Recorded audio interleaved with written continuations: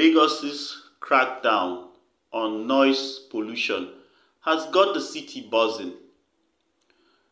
The famed heartbeat of Nigeria is struggling with a growing menace, noise pollution, and the Lagos state government is taking the matter into its own hands.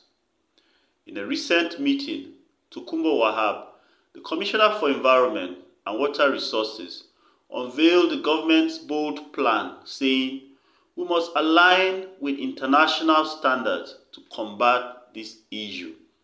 Hence, the government is leaving no stone unturned.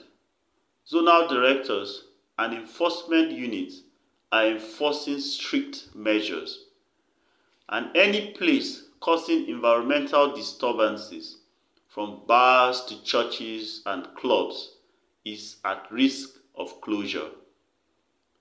This isn't the first time. Nightclubs like Silk Club and Quilox Club have faced closure due to noise pollution concerns, as well as Farm City, 10 ports, and the headquarters. The issue goes beyond annoyance. Noise pollution affects the quality of life for residents.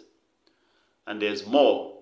The Lagos government plans to prosecute 11 workers from the 10 Ports nightclub for assaulting LASEPA officials who sealed the club premises over noise pollution.